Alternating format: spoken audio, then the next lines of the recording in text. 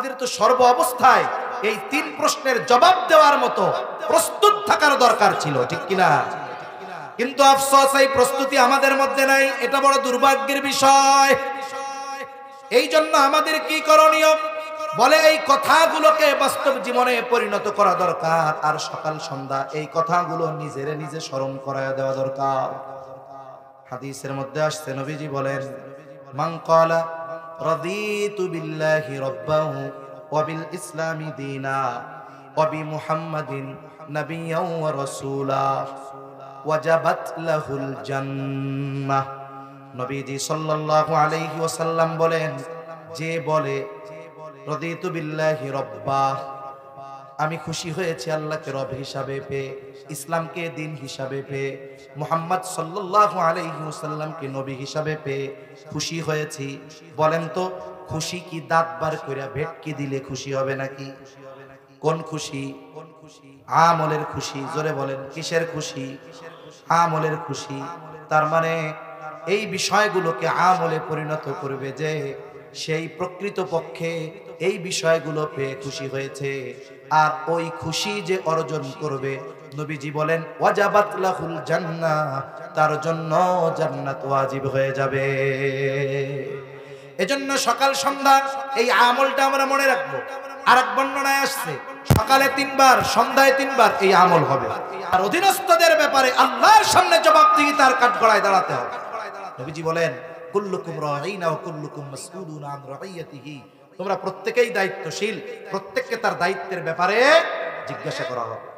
3 বিষয়ের আলোকে আমাকে আপনাকে কবরে প্রশ্ন করা হবে। মারা যাওয়ার পর কবরে 3 প্রশ্ন করবে না? কয় প্রশ্ন? 3 প্রশ্ন। কেউ আসেননি যে না হুজুর 3 প্রশ্ন কি করব জানি না, তো একটু কইয়া দেন? কেউ আছে? যারা বালেগ, প্রাপ্তবয়স্ক, এরকম কেউ নাই।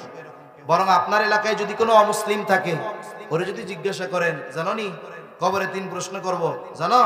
ও কইব শুধু জানি না, উত্তর সহ জানি না। দুনিয়ার প্রশ্নের জবাব লেখাপড়ার মাধ্যমে দেওয়া যায়। কোন ছাত্র যদি দুনিয়ায় ভালো মতো লেখাপড়া করে, পরীক্ষার হলে গিয়ে জবাব দিতে কি পারে কি পারে না? পরে পরীক্ষার হলে, দুনিয়ার পরীক্ষার হলে পাশ করার মাধ্যম সাধারণত 3টা হয়। কয়টা হয় জোরে কোন? এত আস্তে কইছেন? কয়টা হয়? ঘুম আসতেছে নাকি আপনাদের? নাকি আজকে মিছিল টিছিল করে গলা ডাউন হয়ে গেছে? তাকবীর দেন একটা, নারায়ে তাকবীর, নারায়ে তাকবীর। 3টা পদ্ধতিতে দুনিয়ার পরীক্ষায় পাশ করা যায়। বলে 1 নাম্বার, ভালো ছাত্র সে যদি যথাযথভাবে লেখাপড়া করে, পরীক্ষার হলে গিয়ে প্রশ্ন দেখে আর বলে সব কমন, কোনো অসুবিধা নাই, তাহলে একদল লেখাপড়া করে পাশ করে, আর একদল লেখাপড়া টড়া করে না, বলে এক গাঁটটি তাবিজ নিয়ে পরীক্ষার হলে যায়, নকল নিয়ে যায়, নকল। এইবার যেইগুলা নেয় প্রশ্নের সাথে মিলায়, ওর ভাষায় ও আল্লাহর শুকরিয়া আদায় করে, দোস্ত জানছি সব লেগে গেছে, কাজ হয়ে গেছে। তাহলে দ্বিতীয় পদ্ধতি, নকল করে দুনিয়ার পরীক্ষার হলে পাশ করা যায়। আর এক শ্রেণীর আল্লাহর বান্দা আছে, আল্লাহ তাআলা এই লোকগুলারে বিশেষ এক যোগ্যতা দিছে। বলে লোকগুলো আর একজনের খাতার দিকে তাকায়, কিন্তু নিজের খাতায় না দেখা লিখতে থাকে। আছে না এরকম কিছু? ও তাকায় থাকে আর একজনের খাতায়, কিন্তু হাত চলে নিজের খাতায়। এটা কিন্তু অন্যতম এক যোগ্যতা। বলে এই 3 পদ্ধতিতে দুনিয়ার পরীক্ষায় পাশ করা যায়, কিন্তু আল্লাহর কসম, কবরের ওই পরীক্ষার প্রশ্নের জবাব মুখস্থ করলে দেওয়া যাবে না, নকল করে দেওয়া যাবে না, ওইভাবে আরেকজনেরটা শুনেও দেওয়া যাবে না, বরং কবরের এই 3 প্রশ্নের জবাবের সম্পৃক্ততা দুনিয়ার কর্মের সাথে। তাহলে কবরের 3 প্রশ্নের প্রথম প্রশ্ন, মার রব্বুক, তোমার রব কে? জোরে জবান খুইলা বলেন তো, রব কে? আরো জোরে বলেন, কে? এখন কথা হলো, এটা তো আমি জানি, কিন্তু কবরে প্রশ্ন করলে জবাব দিব কেমনে? বলে আল্লাহকে শুধু রব বলে স্বীকার করলে মৌখিক ভাবে হবে না, ওই রবের সকল হুকুম আহকাম বাস্তব জীবনে পরিণত করতে হবে। রবের আদেশ নিষেধ মেনে চলতে হবে। 2 নাম্বার কবরের প্রশ্ন, আমা দীনুক, তোমার দিন কি? জোরে বলেন আমাদের দিন কি? এটাকে শুধু মৌখিক ভাবে বললে হবে নাকি? হবে না। বাস্তবে ইসলাম আমাদের ব্যক্তিগত জীবন থেকে রাষ্ট্রীয় পর্যায় পর্যন্ত থাকতে হবে। এখন তো ইসলাম এক ফর্মালিটি, আনুষ্ঠানিকতার নাম হয়ে গেছে। রাসূলুল্লাহ সাল্লাল্লাহু আলাইহি ওয়াসাল্লাম বলেন, ইউশিকু আন ইয়াতিয়া আলান নাসি জামান লা ইয়াবকা মিনাল ইসলাম ইল্লা ইসমুহু ওয়া লা ইয়াবকা মিনাল কুরআনি ইল্লা রাসমুহু। নবীজি বলেন, অচিরেই এমন এক জামানা আসবে ইসলাম শুধু নামে থাকবে, বাস্তবিক জীবনে ইসলাম থাকবে না। আমাদের অধিকাংশ মানুষের জীবনের অবস্থা এমন, ব্যক্তিগত জীবনে ইসলাম নাই, পারিবারিক জীবনে ইসলাম নাই, সামাজিক জীবনে ইসলাম নাই, অর্থনৈতিক জীবনে ইসলাম নাই, রাজনৈতিক জীবনে ইসলাম নাই। বলেন তো, যেই ব্যক্তির কোথাও ইসলাম নাই ওই ব্যক্তি কবরে গিয়া জবাব দিতে পারবে নাকি আমার দিন ইসলাম? পারবে? প্রত্যেকটা বান্দার উপরে আল্লাহ প্রদত্ত কিছু বিষয় আছে, বান্দার অবস্থার আলোকে আল্লাহ তাআলা বান্দার জন্য ওটা আবশ্যকীয় করে দেন। যার ক্ষমতা আছে, এই সামর্থ্য আছে যে সে নিজে এবং নিজের পরিবারকে ইসলামের উপরে চালাতে পারবে, এই ক্ষমতা আল্লাহ তাকে দিয়েছে। বলে ওই ব্যক্তি যদি ব্যক্তিগত জীবন আর পারিবারিক জীবন ইসলামের আলোকে না সাজায়, কিয়ামতে আল্লাহর কাছে ধরা পড়তে হবে। আল্লাহ তাআলা যাকে আরেকটু বেশি দিয়েছে, সামাজিকভাবে ইসলাম প্রতিষ্ঠা করার যোগ্যতা ক্ষমতা তার আছে, সে যদি নিজে পরিবার এবং সামাজিকভাবে ইসলাম প্রতিষ্ঠার প্রচেষ্টা না করে আল্লাহর কাছে জবাব দিতে হবে। যে রাষ্ট্রীয়ভাবে ইসলাম প্রতিষ্ঠার সক্ষমতা রাখে, তারা যদি রাষ্ট্রীয়ভাবে ইসলাম প্রতিষ্ঠার প্রচেষ্টা না করে, তাহলে কিয়ামতের দিন জবাব দিতে হবে কার সামনে? প্রথম জবাব তো আমার নিজের। প্রথম জবাব কার? আমার নিজের। এখন এটার জবাব যদি দিতে হয়, কমপক্ষে নিজে ইসলামের মধ্যে পরিপূর্ণ অন্তর্ভুক্ত হতে হবে। এরপরে আমার খায়, আমার উপার্জনের এটা খায় আমার পরিবার, আমার কথা শুনবো না, এটা কি হয়? এটা কি মেনে নেওয়া যায়? কোন? তাহলে আপনার উপার্জন যে খায়, আপনার অধীনস্থ যে, সে কেন দিনের উপরে থাকবে না? তাকেও পরিপূর্ণ ইসলামের উপরে আনতে হবে। কমপক্ষে নিজে আর অধীনস্থদের ব্যাপারে আল্লাহর সামনে জবাবদিহি তার কাঠগড়ায় দাঁড়াতে হবে। নবীজি বলেন, কুল্লুকুম রাঈনা ওয়া কুল্লুকুম মাসউলুন আন রাঈয়াতিহি। তোমরা প্রত্যেকেই দায়িত্বশীল, প্রত্যেককে তার দায়িত্বের ব্যাপারে জিজ্ঞাসা করা হবে। তাহলে যেই ব্যক্তির জীবনে ইসলাম নাই, ব্যক্তিগত জীবনেও নাই, পারিবারিক জীবনেও নাই, সামাজিক জীবনেও নাই, বলেন তো এই ব্যক্তি কবরে জবাব দিতে পারবে নাকি আমার দিন ইসলাম? পারবে? জোরে কোন? 3 নাম্বার প্রশ্ন হবে, ওমান নাবিয়্যু, অথবা নবীজিকে দেখায় বলা হবে, মা হাদার রাজুলুল্লাযী বুইসা ফীকুম, এই ব্যক্তি কে যাকে তোমাদের কাছে প্রেরণ করা হয়েছিল?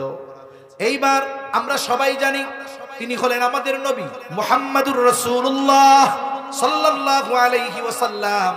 জানা থাকবে, কিন্তু ওই সময় জবাব দেওয়ার ক্ষমতা থাকবে না যদি ওই ব্যক্তি না দুনিয়ায় রাসূল সাল্লাল্লাহু আলাইহি ওয়াসাল্লামের আদর্শে আদর্শিত না হয়। জবাব দেওয়ার কোনো উপায় থাকবে না।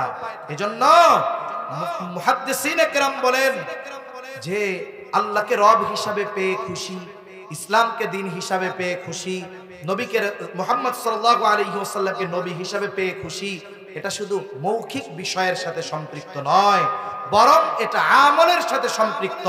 কারণ একটা মানুষ আল্লাহকে রব হিসাবে পেয়ে খুশি হয়েছে, এটার প্রমাণ হবে তখন যখন সে রবের জন্য সবকিছু সঁপে দিতে পারবে। ঠিক কিনা বলে? সে ইসলাম পেয়ে খুশি, এটা মৌখিকভাবে বললে হবে না, বরং প্রমাণিত হবে তখন যখন ইসলামের জন্য সে সব কিছু করার জন্য প্রস্তুত থাকবে। একজন নবীকে পেয়ে খুশি, এই প্রমাণ হবে তখন যখন সে নবীর জন্য সব কিছু করতে প্রস্তুত থাকবে।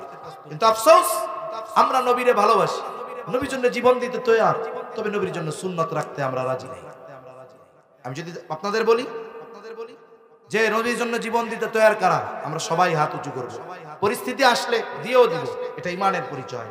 কিন্তু আমি যদি কিছু বাইরে বলি যে জীবন দেওয়ার প্রেক্ষাপট যখন আসবে তখন দিয়েন, আপাতত জীবন দেওয়ার আগে নবীর সূরাতে আপনার সূরাতটা বানান, একটু দাড়ি রাখেন, একটু নবীজির পথে আসেন, সুন্নতি লেবাসের দিকে আসেন। হুজুর আর কয়দিন পরে মায়েরা বিয়া দিয়ে লই, আমি আপনি মরব কোন সময় তার গ্যারান্টি আছে? যার ঘরে বিবাহযোগ্য কন্যা আছে ওনার কি গ্যারান্টি আছে? আজরাইলের সাথে চুক্তি হয়েছে নাকি মাইয়া বিয়া দিবেন, নাতিপুতা হবে, এরপরে আপনি মরবেন? এরকম কোন চুক্তি আছে? মরব কোন সময় কোনো গ্যারান্টি আছে? কোনো গ্যারান্টি নেই। তাহলে আমাদের তো সর্ব অবস্থায় এই 3 প্রশ্নের জবাব দেওয়ার মতো প্রস্তুত থাকার দরকার ছিল, ঠিক কিনা? কিন্তু আফসোস এই প্রস্তুতি আমাদের মধ্যে নাই, এটা বড় দুর্ভাগ্যের বিষয়। এই জন্য আমাদের কি করণীয়? বলে এই কথাগুলোকে বাস্তব জীবনে পরিণত করা দরকার, আর সকাল সন্ধ্যা এই কথাগুলো নিজেরে নিজে স্মরণ করায় দেওয়া দরকার। হাদিসের মধ্যে আসছে, নবীজি বলেন, মান ক্বালা রাদিতু বিল্লাহি রাব্বাহু ওয়া বিল ইসলামি দীনা ওয়া বি মুহাম্মাদিন নাবিয়্যান ওয়া রাসূলা ওয়াজাবাত লাহুল জান্নাহ।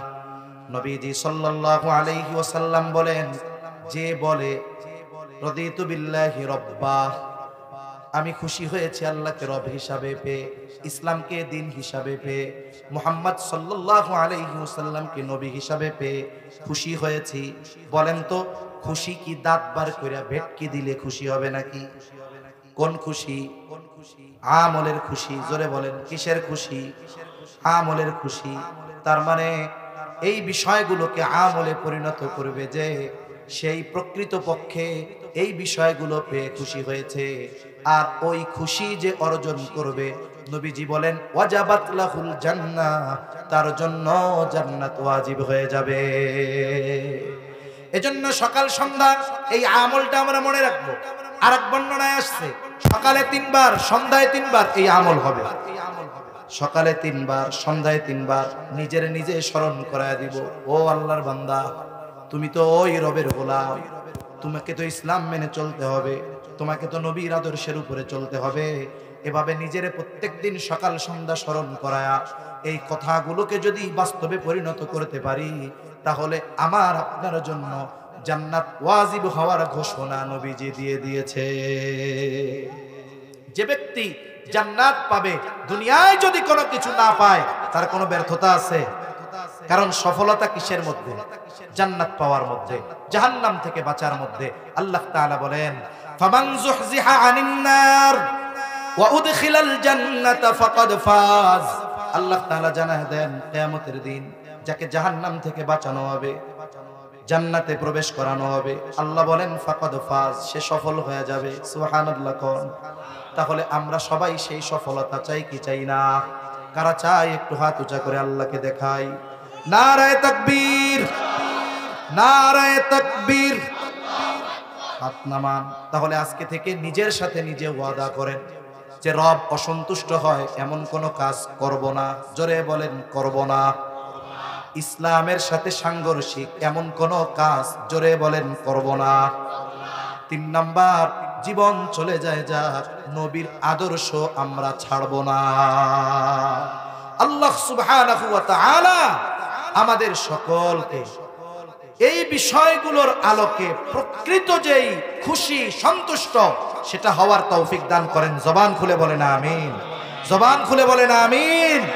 এই ঈমানের মিষ্টতা যদি এগুলো অর্জনের মাধ্যমে করতে পারি, তাইলে আমার আমল সুন্দর হয়ে যাবে। সবাই তো ঈমানদার। শুরুতে কি বলছি? এক এলাকায় নামাজি আছে 10,000, ফজরের নামাজে যায় 10 জন। কয়জন যায়? এই 10 জন কেন যায় বলেন তো? বলেন ঈমানের মজা পাইছে। জোরে বলেন কিসের মজা পাইছে? এজন্য শীতের রাতে গরমের কম্বলের চাইতে ঠান্ডা পানি দিয়ে ওযু করে আল্লাহর কুদরতি পায়ে সেজদা দেওয়া তার মজা লাগে। কেন? বলে ঈমানের মজা পেয়েছে। এই জন্য এখন কি হবে? ঈমানের মজা পাবে যে নেক আমল করবে সে। আল্লাহ বলেন, বান্দা তুমি আমার মেহমান। কোন জায়গার মেহমান? জান্নাতুল ফেরদাউসের মেহমান। আল্লাহ তাআলা আমাদের সকলকে জান্নাতুল ফেরদাউসের মেহমান হওয়ার তৌফিক দান করেন। জবান খুলে বলি আমিন, আরো জোরে বলি আমিন।